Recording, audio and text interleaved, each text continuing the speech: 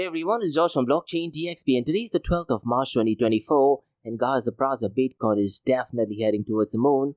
On certain cryptocurrency exchanges, the price has surpassed the $72,000 mark, but what I tend to do is for the podcast, I look at the price via coin market cap guys and it is at $71,969, so we can confidently state that we are right now in a bullish market, isn't it? And if you look at the fear and greed index, it is at extreme greed. Now look guys, when there is extreme greed, it does mean that there is a very high possibility that people will go ahead and dump a lot of the Bitcoin and cryptocurrencies. So these are factors that you need to look at. And if you're someone who tends to look at the prices, what I'd really recommend you to do is look at the 24-hour trading volume. That would give you an idea on what is going on so far as the price of Bitcoin and cryptocurrency is concerned. Now guys, in today's episode, I'm going to be sharing some information regarding Michael Saylor and also regarding BlackRock. And unfortunately guys, I hate saying this, billionaires are buying more Bitcoin. And this goes against the whole notion of why Bitcoin was created, isn't it? Bitcoin was created as a movement towards separation of money and the state. But looks like the role of the state has been replaced by billionaires, multimillionaires, early adopters, and even social media giants as well. So I'll definitely go ahead and touch base on what MicroStrategy is doing and how many Bitcoins they have acquired in the last few days. Because just 2 days ago, guys, there was this news that was circulating that BlackRock had accumulated more Bitcoin than MicroStrategy. But based on the last update, looks like MicroStrategy has more Bitcoins than BlackRock as well. So I'll go ahead and discuss what that news is all about. Now look guys, the SEC is aggressively after cryptocurrency exchanges, isn't it? And looks like Coinbase is fighting against SEC. And they have actually accused the United Securities and Exchange Commission of breaking the law. That is kind of similar to the Judas Priest song, isn't it? So I'll go ahead and discuss what is it that Coinbase is doing, because they have filed a lawsuit against the SEC. So I'll go ahead and discuss what this news is all about. And guys, Paul Grewal, the Chief Legal Officer for Coinbase, he has put across a series of 7 tweets. Now what I'm going to be doing guys is, I'm using that 7 tweets, I'm going to put that into ChatGPT and I'm going to ask ChatGPT to analyze it for me. So let's see what ChatGPT throws out. And guys, we also have some really good partnership, and that is between MetaMask and MasterCard. And looks like they are launching a payment card.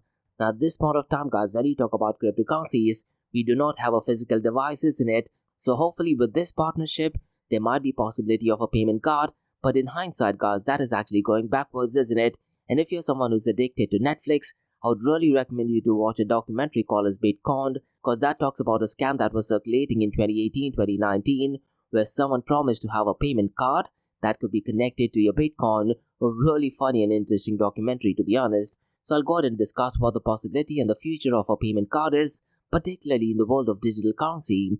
And guys, like we do in every Crypto and Coffee at 8 podcast, I'm going to be discussing 2 news from Dubai, UAE and the Middle East. And both the news guys seems to be absolutely promising and positive. The first one guys has to do with Cardano blockchain, and looks like the Dubai police, they are adopting Cardano blockchain. So I'll go ahead and discuss what the partnership is and what areas they'll be using the blockchain for. The second news guys has to do with artificial intelligence, and UAE's AI office, they have signed an agreement with UDNP, and guys, UDNP currently operates in nearly 170 countries. So I'll definitely go ahead and discuss what this means for artificial intelligence and also for the United Arab Emirates. So quite a lot to cover guys in today's episode, so let's kick start with it right away. Welcome to the Crypto and Coffee at 8, the daily podcast that keeps you up to date on all latest developments in the world of cryptocurrencies, blockchain and NFTs. Join us Monday to Friday as you kick off your day with a cup of coffee and a deep dive into the exciting and rapidly evolving world of digital assets. We'll cover the latest news and trends in the cryptocurrency and blockchain space, as well as delve into the growing world of NFTs or non-fungible tokens and metaverse. Plus, we'll keep you updated on the latest developments from Dubai, UAE and the wider Middle East region. Whether you're a seasoned crypto enthusiast or just getting started, Crypto and Coffee at 8 has something for you. Our expert host will provide insight and analysis on the most important topics in the industry and help you stay up to date on the latest developments. We'll bring you interviews with leading figures in the crypto and blockchain space and explore the ways in which these technologies are changing the world around us, from the impact on traditional financial systems to the potential for revolutionizing industries and transforming societies. We'll cover it all on Crypto and Coffee at 8. So tune in and join us for a daily dose of Crypto and Coffee at 8 and let's stay ahead of the curve together. We'll start your day off right with the most important news and insights from the world of cryptocurrency, blockchain and the metaverse, and help you navigate this exciting and rapidly evolving landscape. In Crypto and Coffee a Day, the daily podcast covers the latest developments in the world of cryptocurrency, blockchain and the metaverse. We'll also bring you updates on the latest news from Dubai, UAE and wider Middle East region. This also includes a range of topics such as developments in the local and blockchain industry, including new projects and initiatives, regulatory updates, and policies related to cryptocurrency and blockchain in the region, local and regional events and conferences focused on crypto and blockchain, interviews with leading figures in Dubai, UAE and Middle East crypto and blockchain community, coverage of any significant news or events related to cryptocurrency and blockchain in the region. By covering these local and regional developments, in addition to the wider world of cryptocurrency and blockchain, Crypto and Coffee a Day aims to provide a comprehensive overview of the industry and its impact on the Dubai, UAE and Middle East region. Now before we kickstart today's episode, I have an important message, so check this out. Thank you to our sponsors for being part of the blockchain DXB journey. Firstly, Advanced Media. Advanced Media Guys is the largest distributor of professional video, photo, broadcast and cinematic equipment and accessories in the Middle East and MENA region. With over 2 decades of experience, Advanced Media is now the largest distributor in the Middle East, representing more than 100 recognizable brands, including brands such as Zeiss, DJI, Hasselblad, Red and Rode. As a matter of fact, guys, the very mic that I'm recording is being sponsored by Advanced Media as well. And Advanced Media has showrooms in Saudi Arabia and services as well. Looks like they're definitely taking the Middle East by storm. And here's the beautiful thing, guys. They're taking corporate social responsibility very seriously. And they're focusing on 3 Ps. That is people, planet, and prosperity. Now listen, guys, if you do want to find out more information regarding the statement of corporate social responsibility, check out the website, that is www.amt.tv. And here's the beautiful thing, guys. They also want to be a leader and set an example and reputation as a pioneer and member of the community. And in doing so, guys, they also have an AMT scholarship with SAE Institute in Dubai, UAE. So definitely check it out. And also, guys, Advanced Media is committed to persistently developing, organizing, and hosting training workshops, seminars, and community events that educate, inform, and familiarize consumers with new equipment and the latest technological advances. So listen, guys, do one thing. If you do want to support this channel, go to the website, that is www.amt.tv, and follow the social media channels as well. All of the details are in the show notes below. Next, Startup OI is global one-tech platform for tech. It offers global high-paying tech jobs with flexibility in working time and location, global free tech events, and tech networks to connect with global like-minded engineers. A brilliant platform to listen to the tech experts in Metaverse and to grab their insights. Now listen, all you have to do is download the app Startup OI. If you're using an Android version, go to Google Store and App Store for iOS devices. Alternatively, you can also click on the show notes below to download Startup OI. Next, guys, listen, if you're into fitness, if you're into adventure, if you want to do something wild but still want to keep your health in check, there is a new podcast in town, a podcast focusing on obstacle course race in the Middle East. The podcast is called the Race Pace Podcast. So check out the Race Pace Podcast across all leading platforms. And the Race Pace Podcast is a peer-to-peer community-driven podcast where they talk all about obstacle course race in the Middle East, from Sandstorm to Spartan Race, from Tough Mudder to Desert Warrior Challenge, and also the Government Gov Games, and quite a lot more. The podcast has interviews with athletes locally and internationally to get inside scoop on how athletes prepare for obstacle course race. In the podcast, they also talk about interesting stories on why they are motivated to do obstacle course race. And that's not all. They also plan to release 7 NFTs. And these NFTs are no ordinary. These NFTs will represent every emirate in the UAE. And listen, guys, these NFTs are going to be absolutely massive. So do one thing. Go to Spotify, go to iTunes, go to any leading podcasting platform and search for Rise in the Obstacle Course Race podcast.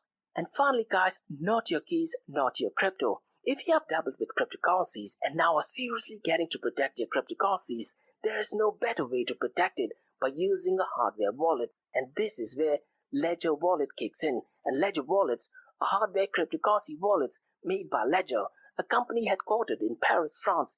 and Ledger's hardware wallets are multi-currency wallets that are used to store private keys for cryptocurrencies offline.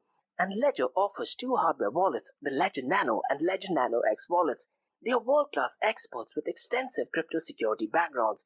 They continuously look for vulnerabilities in Ledger products in a constant effort to improve the level of security. Now, in today's world, securing these digital assets is a critical challenge, and this is where Ledger kicks in. So click the link below to buy your hardware wallet and support this podcast. It is a brilliant way to support this podcast. So what are you waiting for?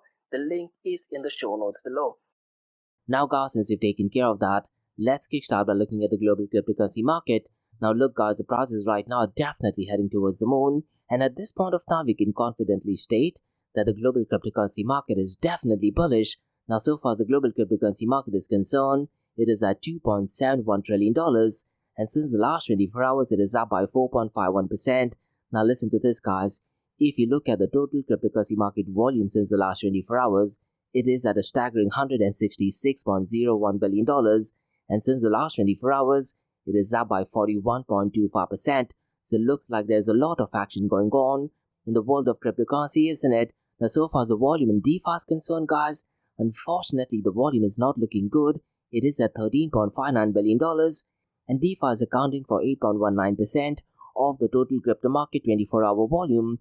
The only matrix that is on an incline is that of the total value locked, and because of that guys, the total volume is increasing as well. Now so far as the total value locked is concerned, it has crossed the $100 billion mark, and as of now it is $103.92 billion, and Lido's dominance guys, it has crossed the $40 billion, and right now it is at $40.09 billion.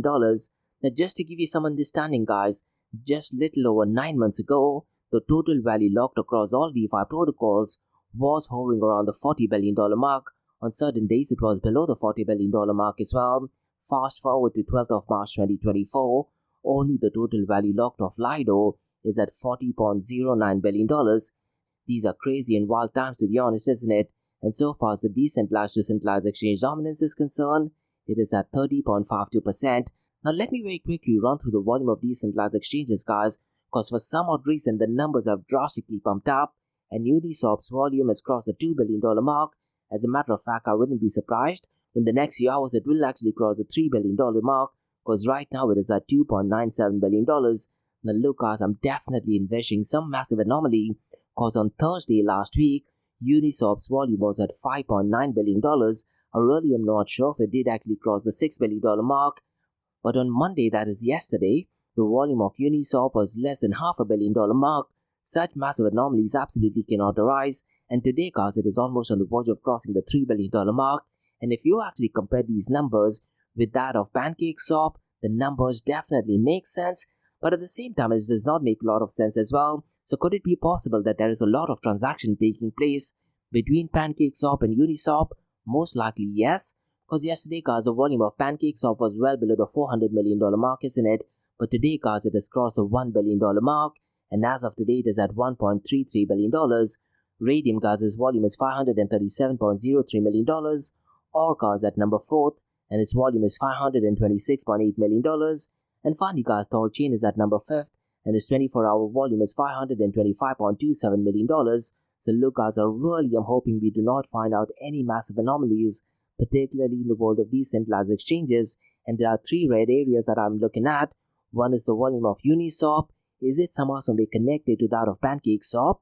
And where does Binance BNB chain fit in? Because for no apparent reason guys, Binance BNB's price is picking up pace. So let's see if we find out any negative activity going on among these 3. And so far as the volume of stablecoins is concerned, it is at a staggering $149.89 billion, and stablecoins guys as of today is accounting for 90.29% of the total crypto market 24-hour volume. And it's no surprise guys that out of this $149.89 billion, Tether USDT is accounting for $116.70 billion, and FDUSD guys, its volume is almost double of that of Circle USDC, and it is at $19.80 billion. And finally, Circle USDC's volume guys, it is a little shy of $12 billion mark. It is at $11.89 billion. Now look guys, could it be possible that we might be heading into a new stablecoin war? Let's just wait and see at least for a month or 2, and then we would find out if there is some war going on between FDUSD and Circle USDC. Now let me very quickly run through the market cap, 24-hour trading volume and dominance between Bitcoin and Ethereum, because the dominance of Bitcoin and Ethereum, guys, has been relatively consistent since the last 24 to 48 hours, to be honest, and Bitcoin's dominance is 52.01%, whereas Ethereum's dominance has muchly gone down and it is at 17.80%. Now, if you look at the 24-hour trading volume, guys, definitely a lot of volume is taking place so far as Bitcoin is concerned, and its 24-hour volume is $64.81 billion, and Ethereum's 24-hour trading volume is at $27.99 billion. Now, let me very quickly run through the market cap, guys, because Bitcoin's market cap is currently at $1.41 trillion. Now, just a refresher, guys, in 2020, when Bitcoin reached a new all-time high, only the market cap of Bitcoin crossed the $1.6 trillion mark. Now, could it be possible in the next coming days or weeks, Bitcoin reaches a new all-time high so far as the market cap is concerned? Most likely, yes. And if it doesn't happen now, I'm pretty much sure after the halving and few weeks or few months after the halving, Bitcoin's market cap will definitely cross the $2 trillion mark, isn't it? Now, so far as Ethereum's market cap is concerned, guys, it is at $485 billion.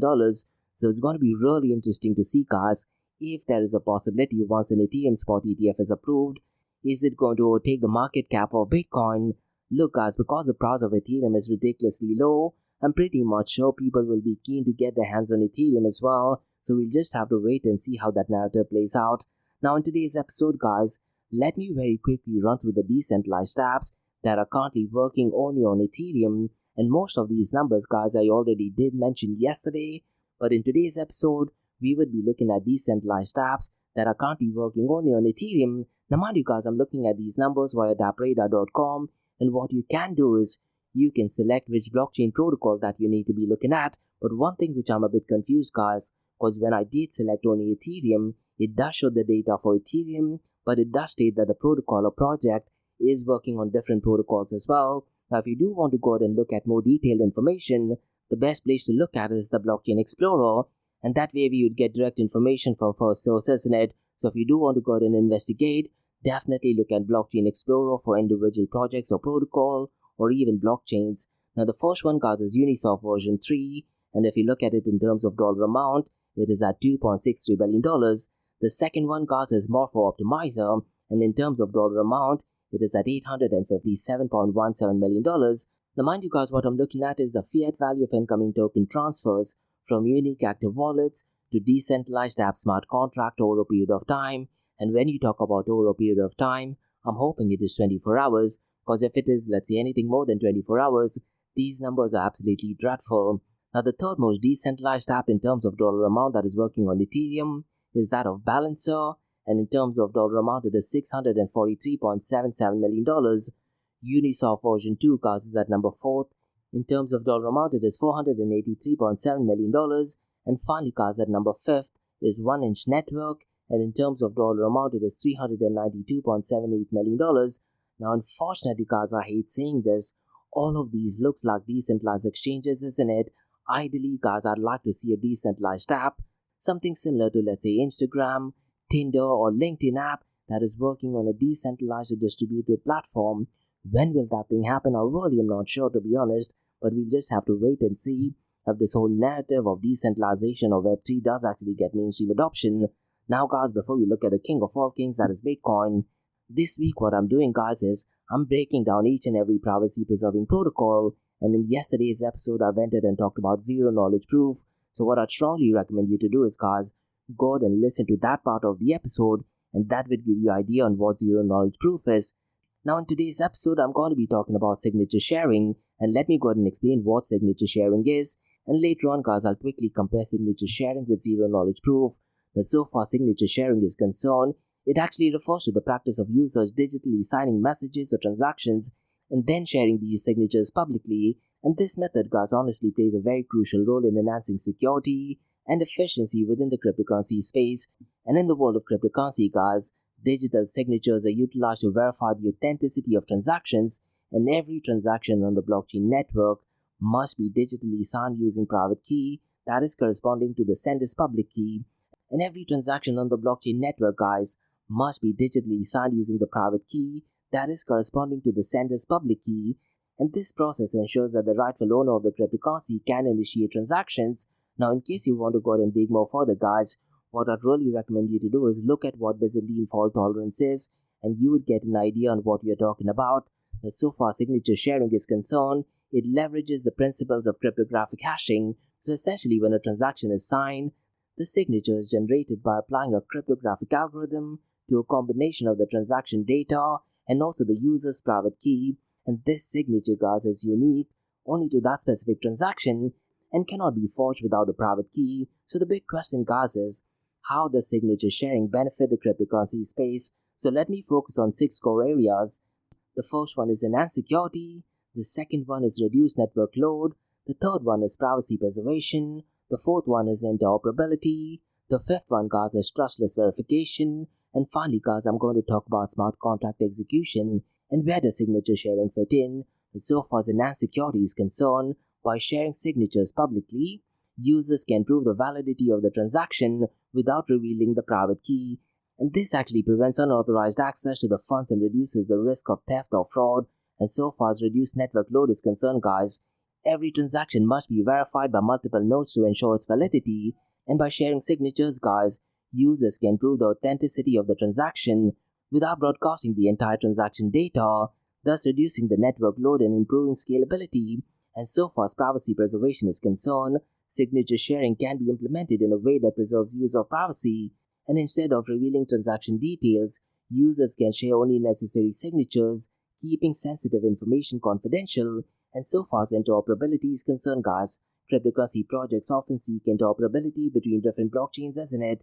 And signature sharing can actually facilitate cross-chain transaction, and it can do that by allowing users to prove ownership of assets across multiple networks without the need for complex integration. And so far as trustless verification is concerned, signature sharing enables trustless verification, meaning that third parties can independently verify the authenticity of the transaction without relying on centralized authorities. And this, to be honest, guys, aligns with the whole decentralized ethos of cryptocurrency, isn't it?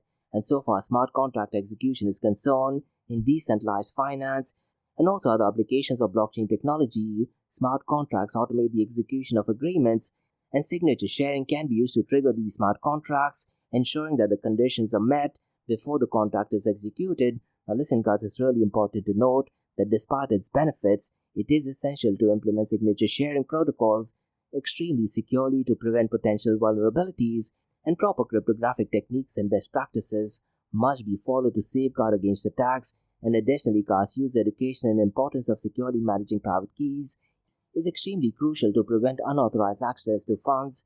So essentially, guys, in summary, signature sharing does play a very vital role in enhancing security, efficiency, and interoperability within the cryptocurrency space. And by leveraging cryptographic signatures, users can prove the authenticity of transactions while preserving privacy and also reducing network overhead. And as blockchain technology, guys, continues to evolve, signature sharing will remain a key fundamental component of secure and trustless transactions. So let me know, guys, whether you agree to it or if you disagree to it, or if you do have any points you'd like to share. Now, guys, let me very quickly make a quick comparison between signature sharing and zero knowledge proof. And I'd really urge you to listen to my episode yesterday, because I went in and explained what signature sharing is. Now, so far as the purpose of signature sharing and zero knowledge proof is concerned, guys, you need to remember that the primary purpose of signature sharing is to prove the authenticity of transactions or messages without revealing sensitive information such as private keys. But so far zero knowledge proof is concerned, zero knowledge proof allows one party, that is the prover, to prove another party, that is the verifier, that a statement is true without revealing any information beyond the validity of the statement itself. So the big question, guys, is what information is actually revealed. Now, so far signature sharing is concerned, in signature sharing, guys, the signature itself is shared, which proves that the authenticity of the transaction or message. However, the actual content of the transaction or message is not revealed. But in case of zero knowledge proof reveals nothing about the actual content being proved. They can only demonstrate that the prover possesses certain information or knowledge without actually disclosing what the information is. So the big question is, guys, what are the basic use cases of signature sharing and zero knowledge proof? And so far signature sharing is concerned, it can commonly be used in cryptocurrency transactions to prove ownership and authenticity without revealing private key. and it is also utilized in digital signatures for authentication purposes. And so far zero-knowledge proof is concerned, it is widely used in privacy-focused cryptocurrencies, authentication protocols, and secure data exchange systems where preserving confidentiality is paramount, and it is also employed in blockchain scalability solutions and identity verification system. Now, so far as the computational complexity is concerned, guys, signature sharing typically involves generating cryptographic signatures, which can be computationally intensive but are generally well understood and efficiently implemented. But so far as zero-knowledge proof is concerned, depending on the specific type of zero-knowledge proof, that is ZK snarks or ZK starks, the computational complexity can vary significantly, and some zero-knowledge proof, guys, require substantial computational resources to generate and verify. Now, what I'd really recommend you to do is, guys, listen to the episode that I released yesterday. I went in and explained some of the drawbacks and also the costs associated by using zero-knowledge proof. Now, so far as the trust model is concerned, signature sharing relies on trust in cryptographic algorithms that are used for signature generation and verification, and users must trust the algorithms are secure and that the private keys are kept absolutely confidential. And so far zero-knowledge proof is concerned, guys, and users must trust the algorithms and secure that the private keys are kept confidential. And so far zero-knowledge proofs is concerned, guys, zero-knowledge proofs provide a stronger trust model since they allow verification without the need to trust the power, and as long as zero-knowledge proof system is correctly implemented, verifiers can be confident in the validity of the proof. And finally, guys, I'd like to talk about is interoperability. And signature sharing can facilitate interoperability between different blockchain networks by allowing the transfer of assets securely. But so far zero-knowledge proof is concerned, zero-knowledge proof themselves can enhance privacy and security in various systems, and interoperability between different zero-knowledge proof systems can be extremely challenging due to the differences in implementation and cryptographic assumptions. So these are factors you need to be aware about. Listen, guys, this week I'm talking quite a lot about zero-knowledge proof, signature sharing, and generally speaking about privacy and privacy-preserving protocols. Now next week, guys, maybe I'll try something else. If you do have anything in mind, mention them in the comments below, or just drop me an email to info@blockchaindxb.com. Now, guys, let's look at the king of all kings, that is Bitcoin. And the price of Bitcoin, guys, is definitely heading towards the moon. And right now it is at $71,969. And depending on when you're listening to this podcast, guys, I wouldn't be surprised if the price of Bitcoin has easily crossed the $72,000 mark. And since the last 24 hours, it is up by 4.96%. And since the last 7 days, it is up by 7.93%. Ethereum, guys, is at $4,039. And since the last 24 hours, it is up by 4.84%. And since the last 7 days, it is up by 8.68%. Binance BNB Coin, guys, for some odd reason, it has crossed the $500 mark. And right now, it is at $537. And since the last 24 hours, it is up by 2.75%. But since the last 7 days, it is up by 26.87%. Now look, guys, while the price of Bitcoin is heading towards the moon, looks like a lot of billionaires are getting more Bitcoin, isn't it? And as much as I dislike saying this, looks like Bitcoin might have failed, and the whole notion and the promise of separation of money and the state might never happen, because looks like the role of the state has been replaced by billionaires, multimillionaires, celebrities, or the influencers, and even social media and mainstream media, isn't it? Now I'd like to talk about two news, guys. And guys, the first news I'd like to talk about is that of MicroStrategy. Now look, guys, me personally, I've not been a fan of Michael Saylor, and so-called Bitcoin advocate Michael Saylor, he has purchased an additional 12,000 Bitcoin, and he did that using proceeds from his convertible senior notes. And with this acquisition, guys, the software firm that is MicroStrategy now holds a staggering 205,000 Bitcoin. Now look, guys, the only reason why I dislike Michael Saylor is not because he's gone ahead and accumulated a lot of Bitcoin. He definitely, and everyone has a right to do that, but the information that he gives out regarding Bitcoin most of the time is fake news and incorrect, and that is one of the reasons why I don't think he should be the right advocate for Bitcoin. And I tend to follow him via Twitter, and the only reason why he's promoting Twitter, guys, is so that his followers believe in the power of Bitcoin and they go out and buy more Bitcoin, and in doing that, guys, his existing network in Bitcoin will increase, isn't it? Now from a business point of view, it is a genius and a brilliant move, but unfortunately, guys, Bitcoin was created so that such things do not happen. And unfortunately, guys, I hate saying this, game theory, human greed, and the limited supply of Bitcoin is a tough problem to solve. Now, so far as this news regarding MicroStrategy is concerned, MicroStrategy's value so far as Bitcoin is concerned is at $14.7 billion, and MicroStrategy guys did actually acquire the large batch of Bitcoin at $78,477, and since the last few hours it has already made profit, isn't it? Now at this point of time guys, MicroStrategy's holdings of as Bitcoin is concerned has overtaken that of BlackRock, and just few days ago guys it was reported that BlackRock's IBT shares holds close to 198,000 Bitcoin, and few days ago guys it was actually published that they did actually surpass the holdings of MicroStrategy. Now this information guys regarding the holdings of BlackRock and MicroStrategy was actually reported by BitMEX, and the details of that is in the show notes below. Now what are your thoughts guys? Do you like multi-billionaires and celebrities and influencers getting the hold of Bitcoin? Now we bash the monetary system so bad, and we talk about Bitcoin being an answer to that. Unfortunately guys, we are rolling back to the same thing, but this time it is even worse because centralization of Bitcoin is only in few hands, and billionaires have turned out to be multi-billionaires, millionaires have turned out to be multi-millionaires, and looks like right now it's just the play for celebrities, influencers, early adopters, billionaires and multi-billionaires, isn't it? Now keeping that thing in mind guys, I definitely am not happy about it. Now granted the price of Bitcoin is heading towards the moon, so that is definitely a positive sign. Now guys, let's discuss some drama between Coinbase and the US Security and Exchange Commission.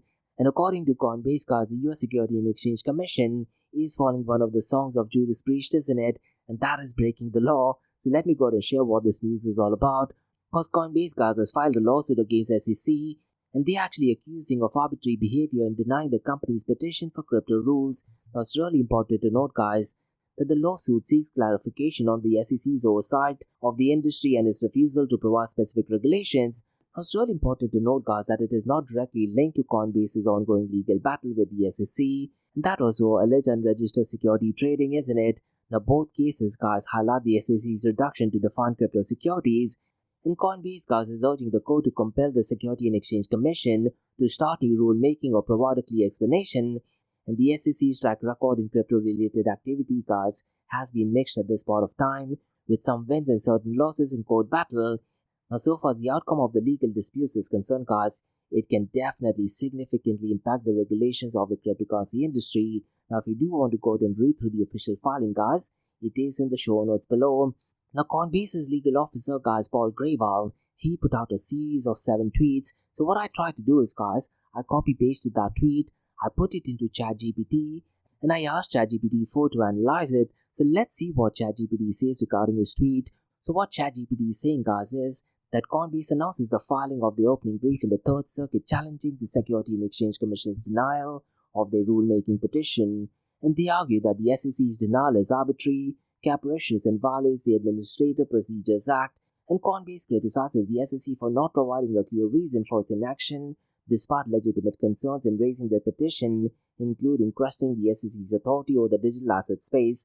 And they highlight the SEC's sudden change in interpretation of its authority and its enforcement campaign against the industry. And Coinbase guys, according to the tweet, asserts that the SEC should explain its view through a rulemaking process and give the public a chance to challenge them as required by the law. And they condemn the SEC's regulatory approach, stating it is harmful to consumers and innovation. And Coinbase guys expresses appreciation for the Third Circuit consideration and states a commitment to seeking clarity for the industry through all available avenues. Now this information guys is actually given by ChatGPT. To be honest guys, I'm completely blown away at how accurate it is, and what I'd really recommend you to do is guys, definitely play around with other tweets as well, and you will get an idea on the impact of artificial intelligence, isn't it?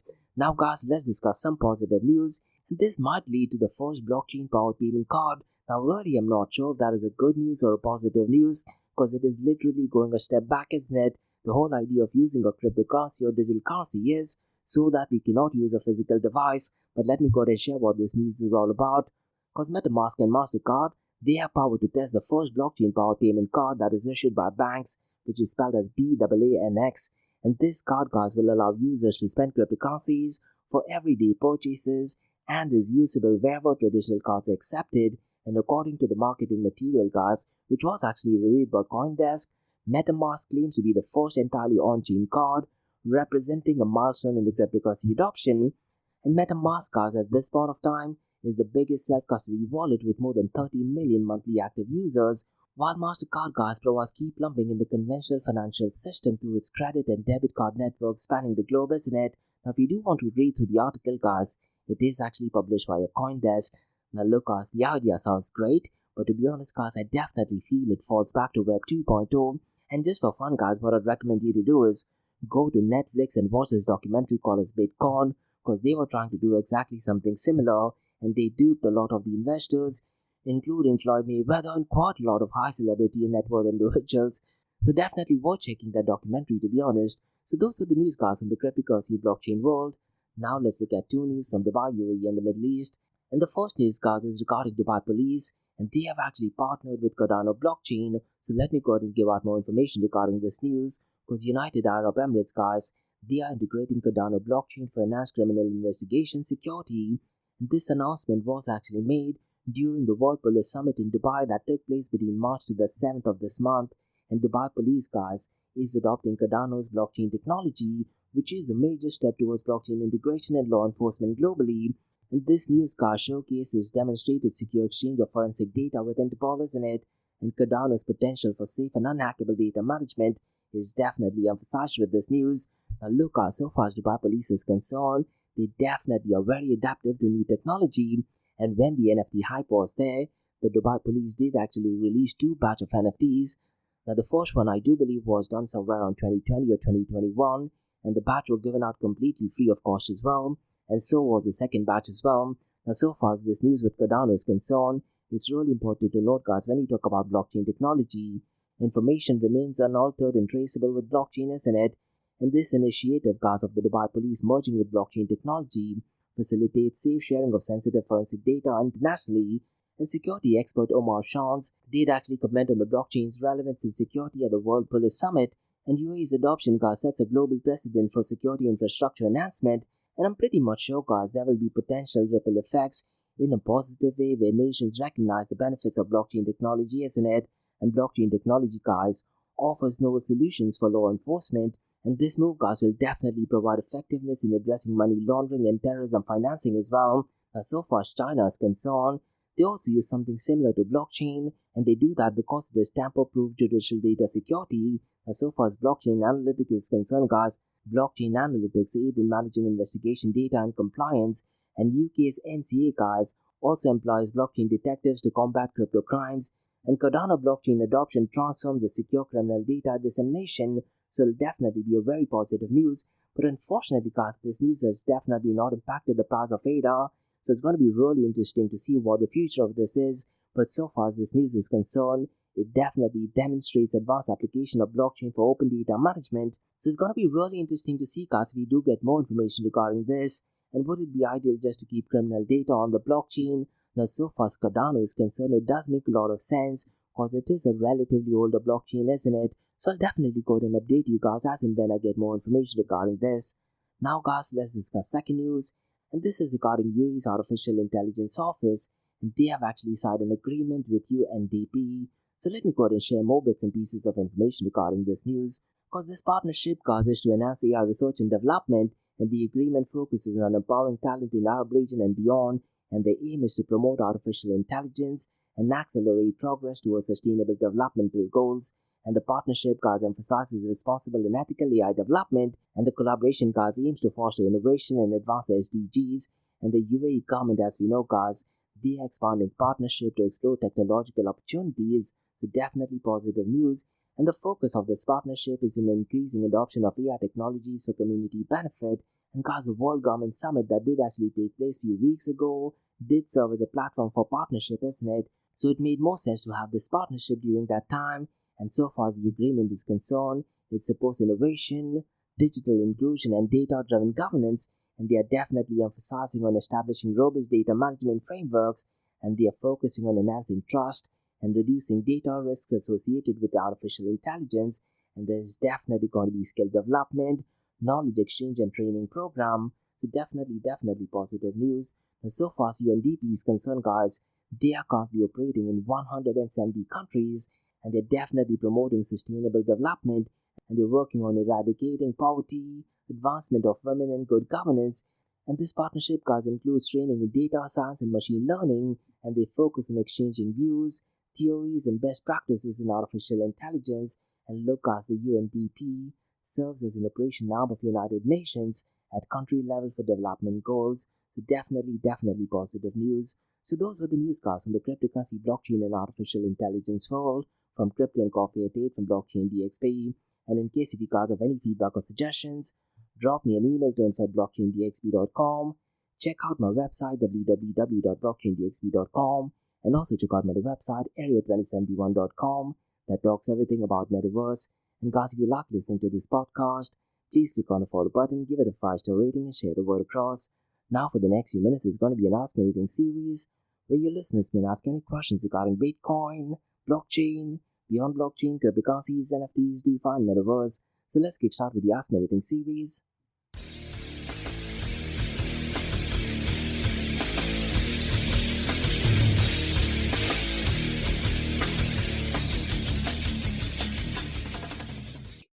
Hey everyone, it's George from Blockchain DXB, and you're listening to the Ask Me Anything series where you listeners can ask any questions regarding Bitcoin, blockchain, beyond blockchain, cryptocurrencies, NFTs, DeFi, and metaverse. I have a question by Aaron who asks, do you think it is a good time to buy Bitcoin or Ethereum now? Now listen, Aaron and listeners, I'm getting this question so often right now, and this is definitely not financial advice. Now look, Aaron, it's really important to note that whenever you're asking for price prediction or asking to buy any Bitcoin or cryptocurrencies, any information with a prediction has a 50% chance of being right. And so if you want my honest answer and honest opinion, it is always a good time to buy Bitcoin, but rather than buying Bitcoin or Ethereum, what I would really recommend, especially now, is to accept Bitcoin or cryptocurrency as payment. Now look, people forget the whole intention of Bitcoin or even Ethereum or Cardano was to replace the US dollar. So rather than actually buying it, why don't you go ahead and accept it as a form of payment? So let's say if you're an employer and depending on your company, if they are willing to, let's say, give part of your salary, let's say in Bitcoin or even stablecoin, that is what I would like to recommend. Now granted, it is exactly the same thing, but you don't have the feeling that you've got it and put a lot of your own money. Those are my honest thoughts. You can also convert a part of your current existing salary, let's say in stablecoin. Because a few weeks ago I did talk about the value of stable coins in comparison to relevant fiat currency in different locations, where some people's savings were actually less than what it was at the beginning of this year. And what some people are doing is they're actually going ahead and putting a lot of their funds in stable coins, and that way at least the value of the stable coin is relatively the same in comparison to the regional fiat currency. Now look, you're asking a very direct question: is it a good time to buy Bitcoin and Ethereum? Now, so far as the price is concerned, the price of Bitcoin and cryptocurrency is extremely volatile, isn't it? And a few weeks ago, someone did ask me a similar question. I did actually tell them that the key date to look at is when Federal Chair Jerome Powell will be announcing the interest rate hike, and that I believe is the 19th or the 20th of this month. So on that particular day, most likely Jerome Powell will be announcing the interest rate hike, and if that thing happens, I'm pretty much sure the price of Bitcoin and cryptocurrencies will actually go down. Because what happened is that the CPI numbers, that is the Consumer Price Index, was out and the inflation was slightly higher than anticipated. And in order to curb the inflation down, Jerome Powell will be taking strict measures. And one of the measures is to go ahead and increase the interest rate hike. Now, if that thing happens, I'm pretty much sure around the 19th, 20th, and 21st, the price of Bitcoin and cryptocurrencies will go down. So my argument will be, why don't you go ahead and buy during that time, rather than buying it now when it is at an all-time high? Those are my honest thoughts. But once again, Aaron, it is definitely not financial advice. And it also depends, do you want to buy just to make a bit of profit? Or do you actually believe in the value of Bitcoin and Ethereum, or even other cryptocurrencies for that matter? The second day that will definitely impact the price of Ethereum at least is that on the 23rd of May, and I wouldn't be surprised, let's say on the 24th or 25th of May, depending on the outcome of SEC, if an Ethereum spot ETF is approved, I'm pretty much sure the price of Ethereum will be heading towards the moon as well. Now, if the Ethereum gets declined, which I think there is a very less chance, probably less than 10%, if that happens, I'm pretty much sure the price of Ethereum will actually crash. And along with Ethereum, the price of Bitcoin and other cryptocurrencies will crash as well. Those are my honest thoughts. Now, look, I don't do dollar cost averaging, so some of them, they do dollar cost averaging, and I know some really smart traders, they do dollar cost average only when the price tends to fall down, or really I'm not sure what the terminology is. So probably that is one thing you need to be looking at. But listen, Aaron, what I really strongly recommend you to do is forget about the whole buying and selling thing. Try to understand what the technology is and try to accept Bitcoin and cryptocurrency as a form of payment. Those are my honest thoughts. Because to be honest, in November, I'm pretty much sure there's going to be some massive chaos and drama, not just in US because of the US election, but it is definitely going to having a ripple effect across the entire world. Could we be heading into World War III or nuclear war? Most likely yes. If that is the case, will Bitcoin turn out to be a safe haven or will it be gold? Only time will tell. I'm hoping we don't get to see that. Those are my honest thoughts, to be honest, Aaron. And that's about all, guys, on the Ask Me Anything season blockchain DXB. In case if you guys have any feedback or suggestions, drop me an email to info@blockchaindxb.com. Check out my website www.blockchaindxb.com and also check out my other website area2071.com that talks everything about metaverse. And guys, if you like listening to this podcast, please click on the follow button, give it a 5-star rating and share the word across. And remember guys, Monday to Thursdays, 8 am to 8:30 am, we have Crypto and Coffee at 8, where we cover top news and information pertaining to Bitcoin, blockchain, beyond blockchain, cryptocurrencies, NFTs, DeFi and metaverse. And how the series of episodes on the Crypto and Coffee at 8 works is, we usually cover some top news and information pertaining to the price of cryptocurrencies, some major breaking news, occasionally short and sweet news as well, news that has an impact in the cryptocurrency world. The other two news and information is related to Dubai, UAE and Middle East in the world of Bitcoin, blockchain, beyond blockchain, cryptocurrencies, NFTs, DeFi and metaverse. So thanks so much for listening guys and have a nice one. Bye bye.